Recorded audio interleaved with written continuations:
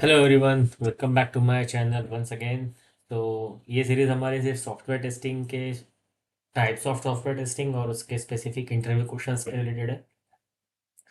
तो last video में मैंने आपको सॉफ्टवेयर टेस्टिंग के बेसिक टाइप्स तो बता दिए थे, लेकिन आज हम थोड़ा सा वन बाय वन जाएंगे कि मतलब इस वीडियो में हम देखेंगे कि what is manual testing and automation testing, इनका डिफरेंस क्या होता है और हम टेस्टिंग किस किस तरीके से करते हैं मैनुअल और ऑटोमेशन में, और इनका बेसिक डिफरेंस क्या होता है और ऑटोमेशन की स्पेशली ज़रूरत हमें क्यों पड़ती है जबकि मैनुअल से सब काम हो सकता है, राइट। सो चलिए शुरू करते हैं। सबसे पहले डेफिनेशन पे जाएंगे। ये सारी पीपीटीज में जब ये मेरी प्लेलिस्ट ख़त्म हो जाएगी तो मैं मेरे वेबसाइट पे डालने वाला हूँ, लेकिन फिर भी आप देख लो। Manual testing is a technique to test the software that is carried out using the functions and the features of the application. In manual software testing, a tester carries out the tests on the software by following a set of predefined test cases. मतलब manual testing और automation testing का basic difference यही है कि manual testing में कोई भी जावा का कोड या फिर सेलेनियम या फिर और किसी भी तरीके के टेक्निकल प्रोग्रामिंग लैंग्वेज का यूज़ नहीं किया जाता है। इसके लिए सॉफ्टवेयर टेस्ट इंजीनियर क्या करते हैं कि सबसे पहले टेस्ट केसेस लिखना स्टार्ट करते हैं बेस्ड ऑन द स्पेसिफिकेशंस। जैसे ही टेस्ट केसेस रेडी हो जाती है उसके बाद वो एक टेस्ट प्लान बनाते हैं कि हमें कहाँ कहाँ कैसे कैसे टेस्टिंग करना है, कौन से प्लेटफॉर्म पे करना है, किस ओएस पे करना है, कितने रिपीटेशंस लेने हैं, कौन सा जावा प्रोग्राम यूज़ करना है for compatibility of the application. और उसके बाद हम ये भी देखते हैं कि मैनुअल टेस्टिंग में कि अगर हमें निगेटिव टेस्टिंग कवर करनी है या नहीं, बाउंड्री वाली टेस्टिंग कवर करनी है या नहीं। ये सारी चीज़ों का एनालिसिस करने के बाद एक टेस्ट स्ट्रैटेजी बनाते हैं और उसके बाद मैन्युअली सारी चीज़ें एग्जीक्यूट करते हैं।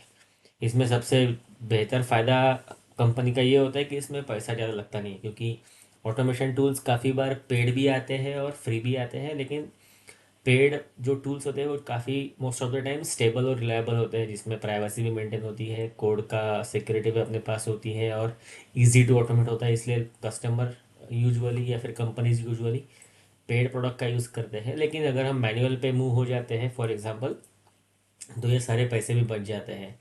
और ऑटोमेशन टेस्ट करने वाला इंजीनियर थोड़ा सा एक्सपेंसिव होता है कंपेयर टू मैनुअल। ये सारी चीज़ें आज तक रियलिटी में ऑटोमेशन इंजीनियर की सैलरी हाई होती है, ये फंडा आपने सुना ही होगा। तो इसलिए मैनुअल टेस्ट इंजीनियर कोई कंपनी हायर करती है तो थोड़ा सा खर्चा बच जाता है, कोडिंग की ज़रूरत नहीं पड़ती और फास्ट और एक्यूरेट विजुअल इफेक्ट मिलता है। मतलब अगर समझ लो हमें लॉगिन पेज वेरीफाई करना है, तो अगर कोई मैनुअल करे तो आसानी से देख सकता है कि लॉगिन पेज वैसा ही है क्या जैसे हमें स्पेसिफिकेशन में मेंशन किया था, राइट। सो ये सारी चीज़ें मैनुअल टेस्टिंग का पार्ट होती है। लेकिन और एक चीज़ होती है, अगर समझ लो हम छोटी छोटी एप्लीकेशंस में अगर जाते हैं तो ये मैनुअल टेस्टिंग एकदम सही लगता है कि yes manual testing is a good thing. लेकिन ऑटोमेशन टेस्टिंग क्यों आया फिर? अगर मैनुअल टेस्टिंग से सब कुछ हो रहा है, सस्ता भी है, विजुअल फीडबैक्स भी ढंग से प्रॉपरली मिल जाते हैं और कोडिंग की रिक्वायरमेंट भी नहीं है, तो फिर ऑटोमेशन की ज़रूरत क्यों पड़ी? What is the need of automation? देखो क्या होता है कि इंडस्ट्री में मोस्टली छोटे बड़े सॉफ्टवेयर्स नहीं होते हैं, काफ़ी लीगसी या फिर काफ़ी कॉम्प्लेक्स काफ़ी लेंदी सॉफ्टवेयर्स होते हैं, ठीक है। और आजकल तो अजाइल मेथोडोलॉजी आ गई है, मतलब स्पीडी डेवलपमेंट प्रोसेस हो गया है, करेक्ट। मैं अजाइल क्या होता है वो भी आपको धीरे धीरे बताऊंगा, लेकिन फिर भी आप समझ लो कि अजाइल मतलब स्पीडी, फास्ट। तो उसमें क्या होता है, हर 4 महीने के बाद हर 2 महीने के बाद नए नए फीचर्स हर एक सॉफ्टवेयर में ऐड होते जाते हैं, ठीक है। और मैं भी आपको एग्जांपल क्या दूँ, समझ लो यूट्यूब का एग्जांपल पकड़ लो। तो सबसे पहले जब हम यूट्यूब लॉन्च हुआ था तो हम लोगों ने क्या देखा था, एक सर्च बॉक्स था। अ, उसमें अगर हम कुछ सर्च करते थे नीचे वीडियोस आते थे, हम वीडियोस फ्री में प्ले करते थे।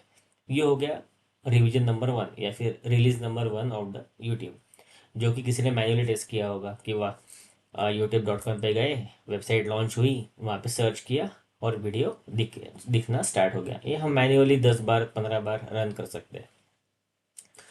लेकिन अभी जैसे जैसे यूट्यूब पे वीडियोस की क्वांटिटीज बढ़ती जा रही थी, तो हो सकता है कि जब मैंने टेस्टिंग स्टार्ट की थी, फीचर डेवलप किया था, तो सिर्फ 10 वीडियोस ही मेरे लिस्ट में थे। तो मेरा क्राइटेरिया क्या था कि अगर मैंने वीडियोस में 1 2 3 4 नाम का वीडियो सर्च किया तो उसके स्पेसिफिक दो जो 10 रिजल्ट्स थे वो मुझे देखने चाहिए।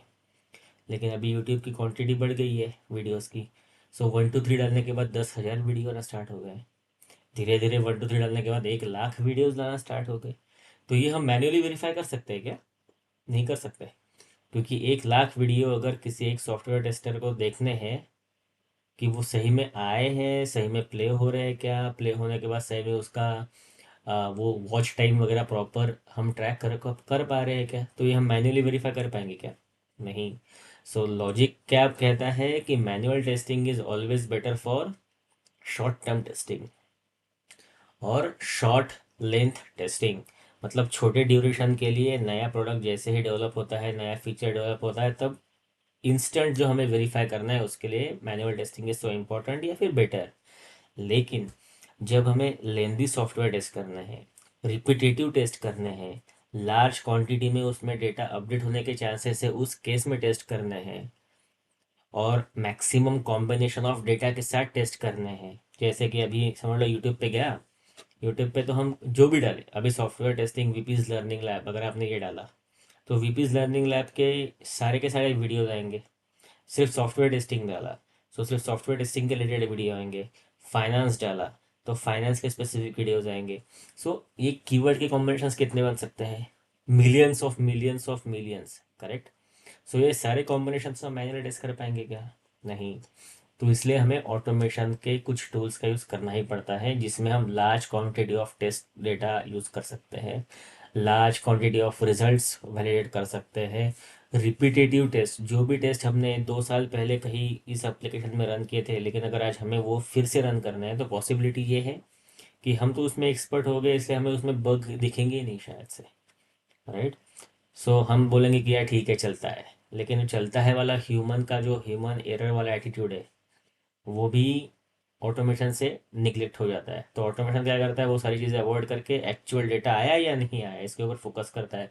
तुम एक बार रन करो या फिर 10,000 बार रन करो। ह्यूमन टेंडेंसी क्या होती है कि अगर एक चीज़ 10-10 बार बार बार करेंगे तो उसके बाद हमें वो बोर होने लग जाती है, नेचुरल सी बात है, और वो टेस्टिंग की क्वालिटी ख़राब हो जाती है। तो उस केस में रिग्रेशन टेस्टिंग परफॉर्मेंस करने के लिए, इम्प्रूवड या फिर large number of test data use करने के लिए, कॉम्प्लेक्स कंटेंट यूज़ करने के लिए और रिपीटेटिव टेस्टिंग करने के लिए हम ऑटोमेटेड टेस्टिंग का यूज़ करते हैं। तो ये अभी डेफिनेशन एक बार देख ही सकते हो कि automated testing is a technique where tester write scripts on their own and uses the suitable software और automation tool to test the software. Simple logic है कि ऑटोमेशन टेस्टिंग करने के लिए सॉफ्टवेयर टेस्टर क्या करता है, सुटेबल ऑटोमेशन टूल पिक करता है, एक लैंग्वेज पिक करता है, जावा, पाइथन, पीएचपी जो पकड़ो, और उसको स्क्रिप्ट लिखता है, और उस स्क्रिप्ट के बेसिस पे हम यूआई या फिर बैकएंड ऑटोमेट करके टेस्ट कर सकते हैं repetitive time, multiple times and at any day. मतलब सॉफ्टवेयर टेस्टर अगर मैन्युअल काम कर रहा है तो उसके लिए लिमिटेशन है कि भाई 9 से 6, करेक्ट।